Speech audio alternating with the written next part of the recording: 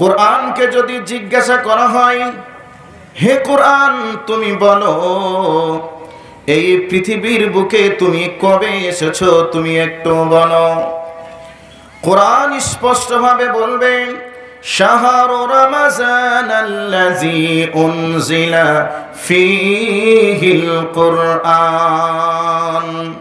আমি এই দুনিয়ার বুকে এসেছি, রমজান নামক একটি মাস আছে, ওই রমজান মাসে আমি এসেছি।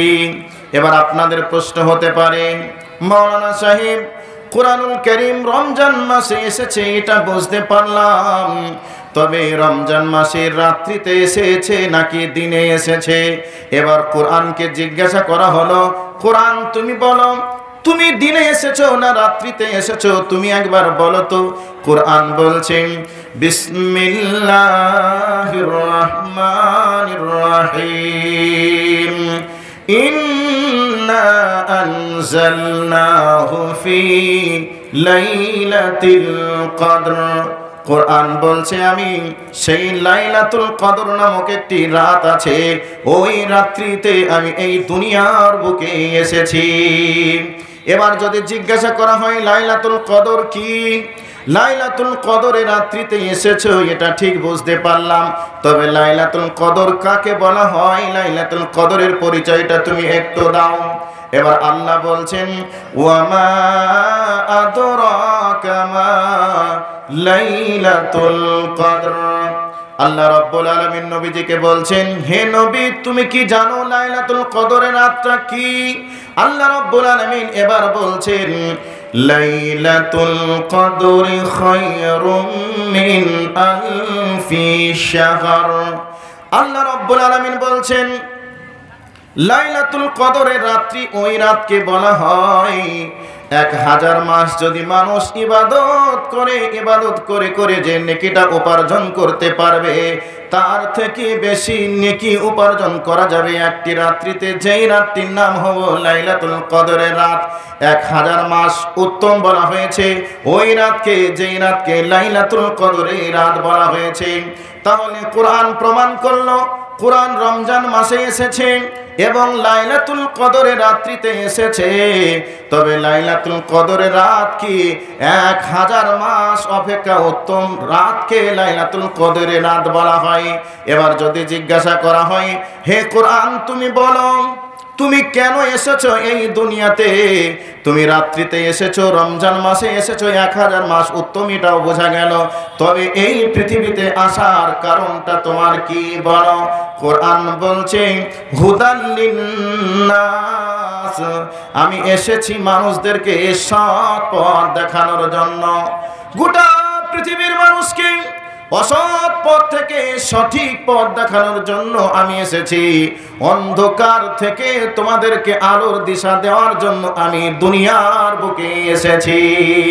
এবার বোঝা গেল কোরআনকে যদি বলা হয়, হে কোরআন তুমি বলো তুমি এসেছো মানুষকে সৎ পথ দেখাতে, এটা বুঝতে পারলাম, তবে এসেছো তুমি কোন শহরকে কেন্দ্র করে তোমার আল্লাহ দুনিয়ার বুকে প্রেরণ করেছে তুমি একটু বলো। এবার কোরআন বলছে, বিসমিল্লাহির রহমানির রহিম, লা উকসিমু বিহাযাল বালাদ ওয়া আনতা হিল্লুম বিহাযাল বালাদ। আল্লাহ রাব্বুল আলামিন বলছেন, যদি কোরআনকে জিজ্ঞাসা করা হয়, হে কোরআন তুমি বলো তোমার মাবুদ তোমাকে কোন শহরের জন্য পছন্দ করেছে? পৃথিবীতে এত শহর আছে, এই শহরগুলির মধ্য থেকে তোমার আল্লাহ তোমাকে কোন শহরের জন্য কবুল করেছে তুমি একটু বলো। কোরআন বলবে, আমাকে 2খানা শহরকে কেন্দ্র করে আমার আল্লাহ দুনিয়ার বুকে প্রেরণ করেছেন। একটা শহরের নাম হলো মক্কা আল মুকাররমা, দ্বিতীয় শহরটির নাম হলো মদিনা আল মানওয়ারা। তাহলে একটা শহরের নাম হলো মক্কা আর একটা শহরের নাম হলো মদিনা। তাহলে মদিনাতে এসেছে এবং মক্কাতে এসেছে, এই দুটি শহরে আমার আল্লাহ কোরআনকে অবতীর্ণ করেছে।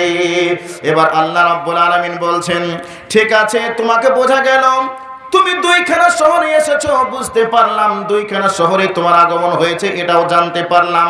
এবার তোমার ওই দুইখানা শহরের মধ্যে তোমাকে তোমার আল্লাহ কোন জায়গার জন্য কবুল করেছে তুমি বলো। এবার কোরআনকে যদি জিজ্ঞাসা করা হয়, কোরআন বলবে বিসমিল্লাহির রহমানির রহিম والتين والزيتون وطور سينين وهذا البلد الأمين। আসমান থেকে দুইখানা কিতাব অবতীর্ণ হয়েছে, যে আয়াতের মধ্যে বলা হয়েছে একটির নাম হলো কুরআনুল কারীম আর একটার নাম হলো তাওরাত। যেখানে তাওরাত অবতীর্ণ হয়েছিল ওই জায়গাটার নাম ওই শহরটার নাম হলো কায়রো, আর ওই শহরে যে জায়গায় এসেছিল ওই জায়গাটার নাম হলো তুর পাহাড়। আর আমার আল্লাহ কোরআনকে অবতীর্ণ করেছেন ওই শহরটির নাম বলতে গিয়ে আল্লাহ বলছেন ওয়াহাজাল বালাদিল আমিন। ওই শহরে অবতীর্ণ হয়েছে যে শহরটার নাম হলো নিরাপত্তার শান্তির শহর। ওই শহরকে কেন্দ্র করে আমার আল্লাহ দুনিয়ার বুকে আমাকে প্রেরণ করেছে। তাহলে কোরআনের সংক্ষিপ্ত পরিচয় আপনাদেরকে দিলাম। কোরআন কবে এসেছে তার নির্দিষ্ট ডেট আছে, রাত্রিতে এসেছে নাকি দিনে এসেছে তারও নির্দিষ্ট ডেট আছে, তবে কোন জায়গাতে এসেছে তারও জায়গার নাম উল্লেখ আছে। পৃথিবীতে অনেক অনেক অনেক ধর্মগ্রন্থ আছে। প্রত্যেকটা ধর্মগ্রন্থকে যদি জিজ্ঞাসা করা হয়, হে ধর্মগ্রন্থ তুমি রাত্রিতে এসেছো নাকি দিনে এসেছো, তোমাকে কোন জায়গায় প্রেরণ করা হয়েছে তুমি একটু বলো তো। যদি এইভাবে জিজ্ঞাসা করা হয় পৃথিবীর কোন ধর্মগ্রন্থকে, দেখবেন কোন ধর্মগ্রন্থ প্রমাণ করতে পারবে না। যারা ধর্মের গুরু তাদেরকেও যদি জিজ্ঞাসা করা হয়, তারাও আমতা কুমতা আনাকুম জানাকুম করে উত্তর দেবে, সঠিক কোনো উত্তর দিতে পারবে না। তার মানে হলো আসমানের নিচে জমিনের উপরে একমাত্র অবিকৃত ধর্মগ্রন্থ, তার নাম হলো কোরআনুল কারীম। এর কোনো পরিবর্তন হয়নি, পরিবর্তন হবেও না। এই যেভাবে আছে এভাবেই থাকবে, কিয়ামত পর্যন্ত থাকবে। এই কোরআনকে দুনিয়ার বুক থেকে মিটিয়ে দেওয়ার জন্য অনেকবার অনেকজন প্রচেষ্টা করেছিল, করার পরেও তারা ব্যর্থ হয়েছে। কোরআনের পিছনে যে যত জোরে লেগেছে সে তত জোরে কোরআনের দিকে চলে আসতে বাধ্য হয়েছে। তার নাম হলো কোরআনুল কারীম। কোরআনকে নিয়ে যে যত গবেষণা করেছে, কোরআনের যে যতবার ভুল ধরার চেষ্টা করেছে, কোরআন তার ভুলকে চোখে আঙ্গুল দিয়ে দেখিয়ে দিয়েছে যে আমার কোনো ভুল নেই, তোমার ভুল, অতএব আমার কোনো ভুল নেই, তোমার ভুল, তুমি সংশোধন করে আমাকে অনুকরণ করে তুমি দুনিয়াতে চলো। যদি তুমি কোরআন বলছে আমাকে নিয়ে তুমি যদি চলো, তাহলে তোমার সম্মানকে বাড়িয়ে দেওয়া হবে। আর আমার পিছনে লেগে যদি কোরআনের পিছনে কথা বলো, তাহলে তোমার সম্মানটা মাটির তলায় তলিয়ে দেওয়া হবে। আমাদের এই ভারতবর্ষের একটা শয়তান যার নাম হলো অসীম রেজভী, এই কোরআনের 24টা আয়াতকে বাদ দেওয়ার চেষ্টা করেছিল। কোরআনের বিরুদ্ধে অনেক কিছু বলার পরে আল্লাহ রাব্বুল আলামিন তাকে একেবারে পৃথিবী থেকে বিদায় করে দেওয়ার জন্য, বা এই দুনিয়া থেকে সব থেকে নিকৃষ্ট মানের সন্তান প্রমাণ করানোর জন্য, জাহান্নামের নরকিট হওয়ার জন্য কোরআন তাকে একেবারে মুসলিম জাতি থেকে বাদ দিয়ে হিন্দু জাতির ভিতরে দীক্ষিত হওয়ার সুযোগ করে দিয়েছে, যার নাম হলো অসীম রেজভী। কিছুদিন আগে আমরা দেখলাম সোশ্যাল মিডিয়ার মাধ্যমে। ভাই কে কে দেখেছেন একটু হাত উঠান তো, কে কে দেখেছেন? দেখেছেন আপনারা? দেখেছেন তো। কোরআনকে নিয়ে যারা যতবার বাড়াবাড়ি করতে চেয়েছে, কোরআনকে নিয়ে যারা যতবার অবমাননা করতে চেয়েছে, তারা ততবার তত জোরে ব্যর্থ হয়েছে। এ কোরআন আছে, ছিল, থাকবে। এ কোরআনের গায়ে কেউ আঁচ লাগাতে পারবে না। আপনাদেরকে এবার একটা দৃষ্টান্ত স্বরূপ বলবো। এই ভারতবর্ষে যখন ইংরেজরা শাসন করেছিল, আপনারা জানেন ইংরেজরা শাসন করেছিল। কথা বলুন, শাসন করেছিল, এটা জানেন কি জানেন না? জানেন তো। কতদিন করেছিল? কতদিন করেছিল? মোটামুটি ধরে নেন 200 বছর। তো 200 বছর ইংরেজরা শাসন করার পরে ওরা সিদ্ধান্ত নিয়েছিল ভারতবর্ষের বুক থেকে কোরআনকে একেবারে বিদায় করব। কোরআনকে বিদায় করার জন্য বহু প্রচেষ্টা তারা চালিয়েছিল। কি প্রচেষ্টা? 1 নম্বর প্রচেষ্টা হলো কোরআন যত আছে সমস্ত কোরআনগুলিকে আগুন লাগিয়ে পুড়িয়ে দেওয়া হবে। এই জন্য অনেক প্রচেষ্টা করেছিল। 1 নম্বর প্রচেষ্টার নাম করি তারা কোরআনের ভুল প্রমাণ করার জন্য অনেক প্রচেষ্টা করেছিল, পারেনি, সম্ভব হয়নি। এরপরে তারা ভুল কোরআন মাজিদ মার্কেটে ছাপিয়ে কোরআন নামে চালিয়ে দেওয়ার চেষ্টা করেছিল, এটাও সম্ভব হয়নি। এরপরে তারা চেষ্টা করলো কোরআন মাজিদকে একেবারে ভারতবর্ষে যত কোরআন থাকবে সব কোরআনগুলিকে একত্রিত করে আমরা আগুন লাগিয়ে পুড়িয়ে দেব, তাহলে কোরআন নামে কোনো জিনিস আর থাকবে না। এরপর মসজিদে ঢুকে ঢুকে যখন কোরআনগুলিকে তারা সংগ্রহ করতে শুরু করলো, ঠিক আমার ডান পাশে যিনি বসা এইরকম একটা মসজিদের মুতাআল্লি জিজ্ঞাসা করছেন, ভাই কোরআনগুলিকে কোথায় নিয়ে যাবে, কি হচ্ছে আপনাদের? এই অবস্থায় সেই ব্যক্তি বলেছিল, কোরআনগুলিকে আমরা নিয়ে যাব, নিয়ে যাওয়ার পরে আগুন লাগিয়ে পুড়িয়ে দেব, পৃথিবীতে কোনো কোরআন আমরা রাখবো না। এই অবস্থায় মসজিদের মুতাআল্লি বলেছিলেন, গোটা পৃথিবী থেকে যদি আপনারা কোরআনকে পুড়িয়ে দিতে পারেন, বিদায় করতেও পারেন, তবু ঠিক দিতে পারেন, এটা ঠিক, কিন্তু কোরআনকে পৃথিবী থেকে আপনারা উঠাতে পারবেন না, আমি আপনাদেরকে চ্যালেঞ্জ করলাম। এবার ওই ব্যক্তি বলছেন, কি করে সম্ভব? যদি গোটা কোরআনকে আমরা আগুন দিয়ে পুড়িয়ে দিই তাহলে আপনারা কোথায় পাবেন? এবার মসজিদের মুতাআল্লি বলছেন, তাহলে একটু পরীক্ষা করে দেখে নেন। মসজিদের মুতাআল্লি একটা ছোট্ট কোরআনের হাফেজ বাচ্চা ছেলে, তাকে ডাক দিল, বাবা তুমি একটু আমার কাছে চলে এসো। বাচ্চা ছেলেটি মসজিদের মুসল্লি মুতাআল্লির কথাতে চলে আসলো। আসার পরে বলছে, বাবা কি করব একটু বলুন। বলছে, বাবা রে, আজকে এই ইংরেজের বাচ্চা, ইংরেজ বলছে গোটা ভারতবর্ষ থেকে কোরআনকে বিদায় করব, এই জন্য কোরআনগুলিকে একত্রিত করে নিয়ে যাওয়ার পায়তারা করছে। অতএব তোমাকে আমি বলছি, বাবা তুমি একবার কোরআন মাজিদটাকে তেলাওয়াত করতে শুরু করে দাও। বাচ্চা ছেলেটি এবার আউযু বিল্লাহি মিনাশ শাইতানির রাজিম বিসমিল্লাহির রহমানির রহিম বলে আলিফ লাম মিম এই বলে যখন ঝড়ের গতিতে তেলাওয়াত শুরু করে দিয়েছে, পড়তেই আছে পড়তেই আছে পড়তেই আছে। এবার যে ইংরেজ এসেছিল ওই ইংরেজকে বলছে, হে ইংরেজের বাচ্চা ইংরেজ, তুমি দেখে নাও, তুমি চাচ্ছ কোরআন মাজিদকে দুনিয়ার বুক থেকে পুড়িয়ে দিব, বিদায় করে দিব, তাহলে গোটা পৃথিবীর কোরআনগুলিকে তুমি যদি পুড়িয়ে দাও, বিদায় করে দাও, তাহলে পৃথিবীর কোনো এক কোণে কোনো এক জায়গায় যদি একটা কোরআনের হাফেজ বেঁচে থাকে, তাহলে কোরআনকে কি বিদায় করা সম্ভব হবে? যদি একজন হাফেজ পড়তে থাকে আর একজন যদি লিখতে শুরু করে দেয়, তাহলে একদিনের মধ্যে কত কোটি আবার কোরআন দুনিয়ার বুকে তৈরি হয়ে যাবে। আপনি কি গবেষণা করে একটু খুঁজে পেয়েছেন? ওই ইংরেজের বাচ্চা ইংরেজ যখন দেখলো এটা তো বাস্তব সত্য কথা, এটা তো বাস্তব কথা।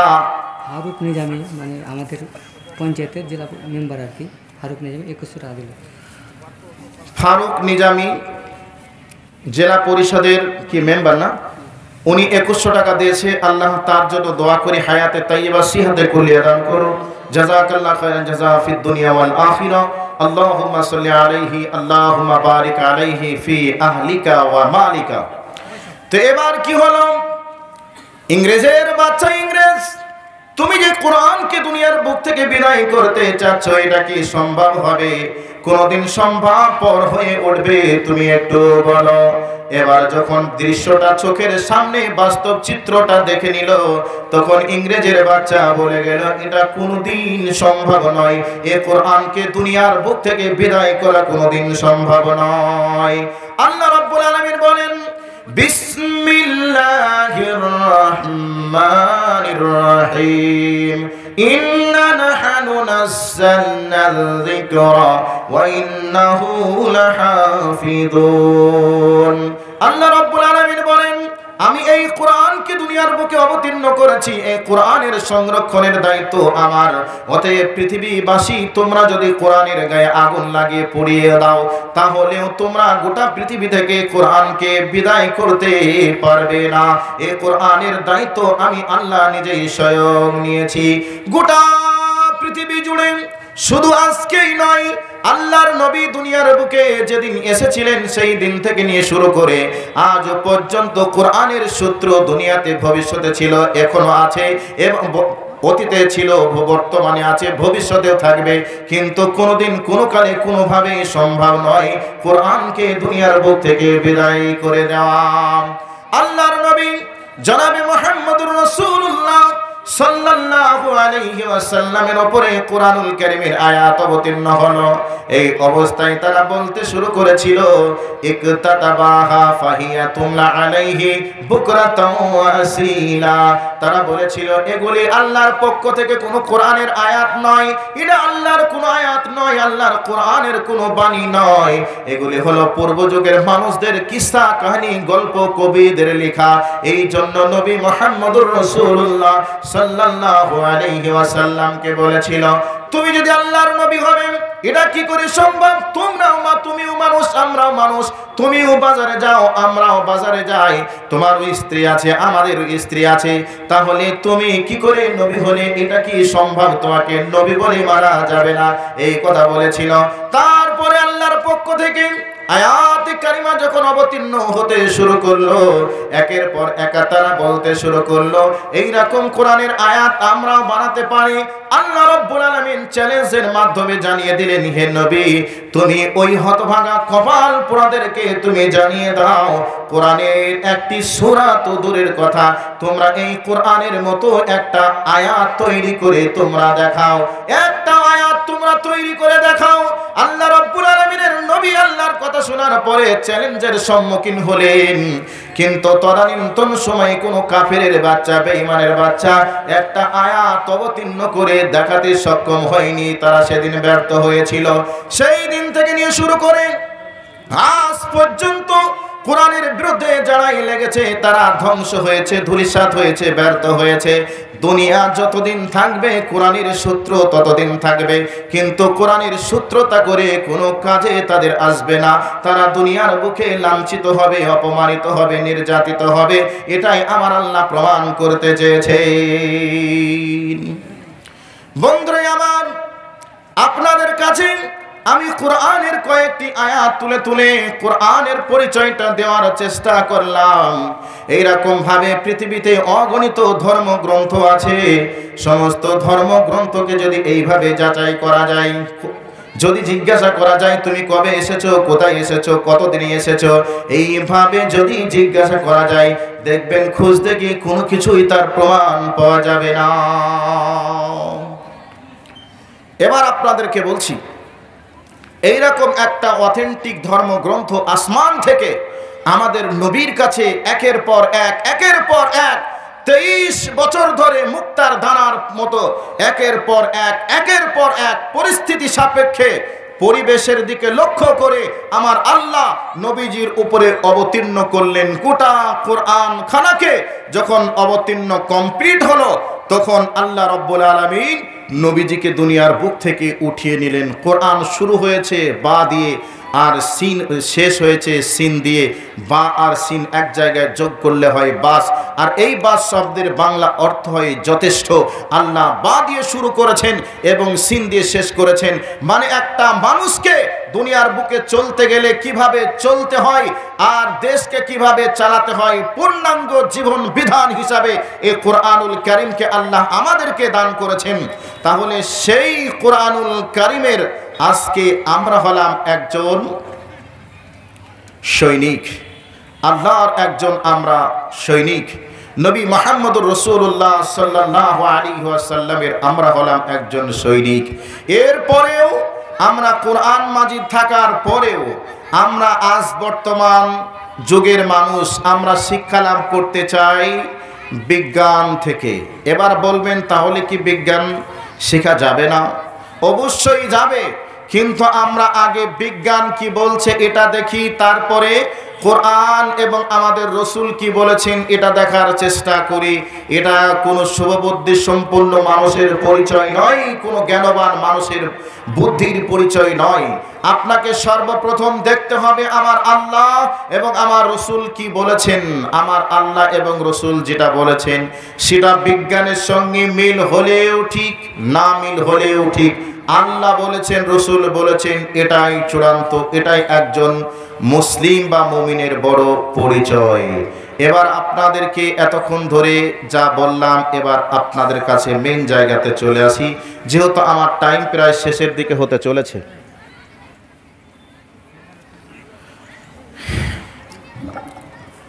তদানীন্তন সময়ে যারা আবু জাহেল, উতবা, সাইবার মতো মানুষ, তারাও এই কোরআনের জন্য পাগল ছিল। তবে তারা মেনে নিতে পারেনি। কেন? তাদের শুধু নেতৃত্ব চলে যাবে, নেতৃত্বের অভাবে তারা এই কোরআনের সুশীতল ছায়ার তলে আশ্রয় নিতে পারেনি। তারা জানতো এই কোরআন আল্লাহর বাণী, তারা জানতো নবী মুহাম্মদ সাল্লাল্লাহু আলাইহি ওয়াসাল্লাম একজন আল্লাহর প্রেরিত রাসূল। তারা জানতো, জানার পরে তারা মানেনি। কেন? তাদের নেতৃত্ব চলে যাবে, এই জন্য তারা মানেনি। আজ বর্তমান সময়ে গোটা পৃথিবীর মানুষ জানে আল্লাহ সত্য, নবী সত্য, কোরআন সত্য, তারপরেও তারা মানছে না। কেন? তাদের নেতৃত্ব চলে যাবে, এই জন্যই তারা মানছে না। আজকে আমরা যারা মুসলিম দাবি করি, বিভিন্ন মাযহাবে আজকে আমরা ডিভাইডেড হয়ে গেছি। আজকেও আমরা একত্রিত হতে পারছি না। কারণ কি? শুধু নেতৃত্বর চেয়ারটাকে বহাল রাখার জন্য আজকে আমরা মেনে নিতে পারিনি। এবার আপনারা বলবেন বাস্তব কথাটা কি ঠিকই বলছেন? আমি 100 ঠিক বলছি। আমি আমার জায়গায় দাঁড়িয়ে 100 ঠিক বলছি। যে জায়গায় কোরআন আছে, হাদিস আছে, তারাদেরকে জিজ্ঞাসা করবেন এই যে হাদিসে আছে, তাহলে আপনি মানছেন না কেন? বলবে এটা আমাদের মাযহাবের বিপরীত চলছে, এটা আমাদের মাসআলাকের সঙ্গে সম্পৃক্ত নয়, এই জন্য এটা আমরা মেনে নিতে পারছি না। আমাদের মাযহাবের সঙ্গে সম্পৃক্ত হলে এটা আমরা মেনে নিতাম।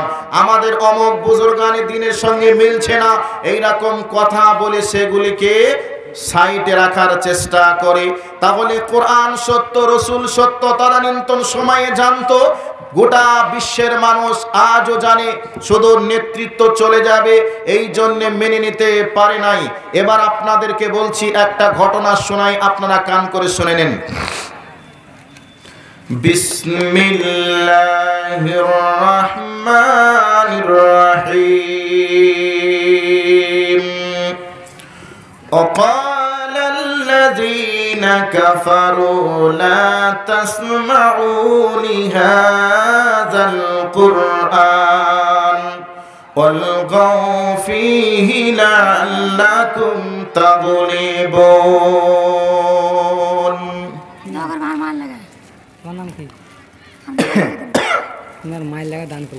আচ্ছা, একটু পরে বলছি, লিখে রাখুন। তো সূরা হামিম সিজদার আয়াত। নবীজি মক্কার মাটিতে কাবাতে বসে আছেন, সুন্দর চেহারা, কালো কুচকুচি দাড়ি, টানা টানা চোখ, মাথার চুলগোনা কুচকা কুচকা সুন্দর চেহারার মানুষ মসজিদের কাবাতে বসে আছেন, কোরআনের তেলাওয়াত করছেন। আবু জাহাল, উতবা, শাইবা তারা দেখলো এইরকম মানুষটাকে কেউ যদি দেখে আর এইরকম সুমধুর কণ্ঠের আওয়াজ যদি শুনে, মানুষ তো আমাদের দলে থাকবে না, সব ওই পাগলের দলে চলে যাবে। অতএব তারা কি করলো, মানুষের কানে কানে পৌঁছে দিয়ে আসলো, হে মক্কাবাসী, হে বহিরাগত মানুষ, তোমরা যারা এসেছো, তোমাদেরকে বলছি শোনো, কাবা ঘরের ভিতরে একজন পাগল আছে, পাগলের কাছে তোমরা যাবে না, পাগল কি বলছে সেটা তোমরা শুনবে না। যদি তোমরা শোনো, তোমরা যদি দেখো, তোমরাও পাগল হয়ে যাবে। ওই ব্যক্তিটাকে জিনে আক্রমণ করেছে, অতএব তোমরা তার সংস্পর্শ থেকে দূরে থাকবে। যারা ওই পাগলের নামটা শুনে নাই তারা পর্যন্ত শুনে নিল, যারা ওই পাগল সম্পর্কে বুঝতো না তারাও বোঝার একটা চেষ্টা করলো, মনের ভিতরে একটা কৌতূহল জেগে উঠলো। দেখবেন যে জিনিসটা নিষিদ্ধ, ওই নিষিদ্ধ জিনিসের প্রতি মানুষের কৌতূহল বেশি জেগে ওঠে।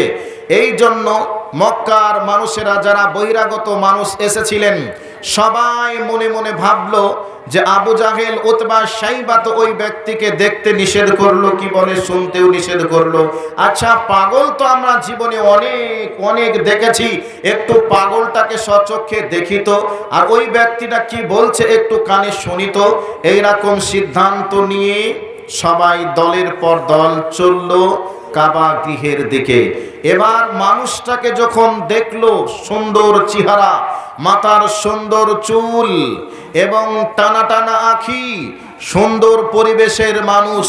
পাগল যদি হয়ে থাকে, হাতের নখগুলি বড় বড় থাকবে, মাথার চুলগুলি উস্কো খুস্কো থাকবে এবং জামা কাপড় ময়লা হয়ে থাকবে। কিন্তু এ কেমন পাগল? এ তো পাগল নয়, নিশ্চয়ই একটা মানুষ। এরপর কি করলো, নবীজি কোরআন তেলাওয়াত করছেন, তারা ভাবলো আচ্ছা পাগল তো বটে, লোকটা কি পড়ছে কি বলছে একটু দেখি তো। তারা এবার কান থেকে আঙ্গুলটা সরিয়ে নিল, আর আল্লাহর নবীর কণ্ঠের আওয়াজ তাদের অন্তরের ভিতরে গেঁথে গেল। তারা এক অপরের নবীজির হাতে হাত দিয়ে তারা ইসলাম কবুল করলো। বন্ধু, এ হলো একটা ইতিহাস আপনাদেরকে দিলাম। এবার আর একটা ইতিহাস আপনাদেরকে শোনাই। দেখুন তো, তদানীন্তন সময়ে যার নাম আবু জাহাল, উতবা, শাইবা, এরা চারজন নেতা। এই চারজন নেতা রাতের অন্ধকারে একদিন আল্লাহর নবীর কোরআন শোনার জন্য তারা কাবাতে চলে গেল। কাবার বাইরে তারা কোরআন তেলাওয়াত শুনতে শুরু করলো। শুনতে শুনতে রাত্রি পার হয়ে গেল। এবার যখন ফজরের আজানের সময় হয়ে গেল, তারা ভেবে নিল আমরা সারা রাত ধরে এখানে কোরআন তেলাওয়াত শুনছি, আর আমরা হলাম মুহাম্মদের 1 নম্বর বিরোধী। এরপরে আমরাই যদি কোরআন তেলাওয়াত শুনি, জনগণ যদি দেখে নেয়, তাদের সামনে আমরা কি প্রশ্নের জবাবটা আমরা দেব? অতএব এখানে আর থাকা যাবে না, আমাদেরকে পালিয়ে যেতে হবে, চলো আমরা চলে যাই। এবার একটু দূরে চারজন মিলে একটু পরামর্শ গ্রহণ করলো। আবু জাহেল উতবাকে জিজ্ঞাসা করছে, ভাই উতবা রে, তুমি বলো আজকে মুহাম্মদের কোরআনের তেলাওয়াতের কণ্ঠের আওয়াজ তোমার কেমন লাগলো? এক অপরে বলা বলি করতে লাগলো, এত সুন্দর লেগেছে, এটা কোনো মানুষের কথা হতে পারে না, কোনো কবির কথা হতে পারে না, নিশ্চয় এটা আল্লাহ পাকের কোরআনের আয়াত, নিশ্চয় আল্লাহ পাকের পক্ষ থেকে নবী মুহাম্মদের কাছে ওহী হিসাবে এসেছে। এবার এক অপরের মাঝে যখন এই বলা বলি শুরু হয়ে গেল, আবু জাহেল সে বলতে শুরু করলো, উতবা, শাইবা, তোমরা শোনো, আমরা যদি এইরকম কথা বলি, আমাদের যদি অবস্থা এই হয়ে যায়, তাহলে আমাদের দলের যারা লোক আছে তারা যদি এই কোরআনের আওয়াজ শুনে, এই কণ্ঠের তেলাওয়াত যদি শুনে, তাদেরকে কখনোই তোমরা বা আমরা ধরে রাখতে পারবো? অসম্ভব, সম্ভব নয়। এই কথা বলতে শুরু করলো। এরপর আবু জাহেল বলে দিল, আজ থেকে কোনোদিন খবরদার মুহাম্মদের কোরআনের আওয়াজ শোনা যাবে না। উতবা সাইবা সবাই মিলে সংবিধান তৈরি করলো। এবার সংবিধান তৈরি করার পরে রাতের অন্ধকার যখন চলে আসলো, আবু জাহেল মনে মনে ভাবলো, আমি নিশ্চয়ই সংবিধান তৈরি করেছি, যেই কোরআন শুনতে আসবে তার হাত পা কেটে দেওয়া হবে বলে সংবিধান রচনা করেছি। অতএব আমি হলাম বড় নেতা, আমি রচনা করেছি মানে আমার ভয়ে আর কেউ আসবে না। উতবা সাইবা এরা মনে মনে ভাবলো, আবু জেহেল নিশ্চয়ই সংবিধান তৈরি করেছে, আবু জেহেল আসবে না, আজকে আমি মনে মনে কোরআন তেলাওয়াত শুনবো, আনন্দে কোরআন তেলাওয়াত শুনবো। এই বলে চারজনের মন্তব্য একই রকম হয়ে গেল। রাতের অন্ধকারে চারজন চারটে রাস্তা ধরে চারজন চার কোণে দাঁড়িয়ে দাঁড়িয়ে কোরআন তেলাওয়াত শুনতে শুরু করেছিল। দাঁড়িয়ে থেকে বসার সময় পর্যন্ত পায়নি, রাত্রি পার হয়ে গেছে। এই অবস্থায় এবার যখন সকাল হতে শুরু করেছে, চারজন চারটে রাস্তা ধরে চৌমাতার এক জায়গাতে যখন দেখা হয়ে গেল, এক অপরকে জিজ্ঞাসা করলে তুমি কে, আরেকজন জিজ্ঞাসা করেছে তুমি কে, এইরকম বলে যখন জিজ্ঞাসা করতে শুরু করলো, আবু জেহেল বলছে আমি তোমাদেরকে নিষেধ করেছিলাম, তুমি কেন এসেছিলে বলো। আবু জাহেলকে প্রশ্ন করলো, হে আবু জেহেল, তুমি নিশ্চয়ই সংবিধান তৈরি করেছিলে, এই সংবিধানের মালিক হলে তুমি কেন এসেছিলে, এই কৈফিয়তটা আগে দাও। সব জায়গায় মাতুব্বারি চলে না, নেতাগিরি চলে না, তুমি আসবে আর আমরা আসবো না, তুমি আসলে দোষ নেই, আমরা আসলে দোষ আছে, এই যুক্তি কোথায় পেলে তুমি বলো। এইবার যখন এক অপরের মাঝে এইরকম তর্ক, এইরকম কথোপকথন হতে শুরু করলো, এই অবস্থায় আবু জাহেল উতবা সাইবা সবাই মিলে এবার সংবিধান তৈরি করলো। ও আমাদের জনগণ, হে উতবা সাইবা, আমরা আজ থেকে সংবিধান রচনা করে দিলাম, সংবিধান পাস করতেই হবে, যদি পাস না করি তাহলে আমরা আমাদের জনগণকে কোনোভাবেই মুহাম্মদের দল থেকে রক্ষা করতে পারবো না। সবাই দলের পর দল তারা ইসলাম কবুল করবে, মুহাম্মদের সংখ্যা সৈন্যের সংখ্যা বেড়ে যাবে আর আমাদের নেতৃত্ব চলে যাবে। কাজে আজ থেকে আমরা বলে দেব, খবরদার তোমরা মুহাম্মদের কোরআন শুনবে না, আর যখন তেলাওয়াত করবে তখন তোমরা কানে আঙ্গুল দেবে আর তোমরা ঢোল বাজাতে শুরু করবে, গান বাজনা বাজাতে শুরু করবে, যাতে করে মুহাম্মদের কণ্ঠের আওয়াজ তাদের কানে না পৌঁছায়। আল্লাহ রাব্বুল আলামিন কুরআনুল কারীমের মধ্যে কোড করে রেখে দিলেন, সেই আয়াতটি সূরা হামিম সিজদার ভিতরে এসেছে। আল্লাহ রাব্বুল আলামিন বলেন, বিসমিল্লাহির রহমানির রহিম, الذين كفروا لا تسمعوا لهذا القرآن والغوا فيه لعلكم تغلبون। মুহাম্মদ যখন কোরআনের আওয়াজ করবে, তেলাওয়াত শুরু করবে, তোমরা তখন কানে আঙ্গুল দিবে আর তোমরা ঢোল ঢাল বাজাতে শুরু করবে, যাতে করে মুহাম্মদের কণ্ঠের আওয়াজ তোমাদের কানে না পৌঁছায়। বর্তমান সময়ে পরিস্থিতির এমনটাই মনে হয়েছে, আবু জাহেলের ওই জামানাকে হার মেনেছে। আবু জাহেল উতবা সাইবা কোরআনের প্রেমে পাগল ছিল, কাফের বেঈমানেরা পাগল হয়ে গিয়েছিল। কিন্তু বন্ধুরে, বর্তমান সিচুয়েশনটা মনে হচ্ছে যেন ওই জামানাকেও হার মানিয়েছে। আজকে কোরআনের আওয়াজ চলছে, কোরআনের তেলাওয়াত চলছে, কোরআনের তাফসীর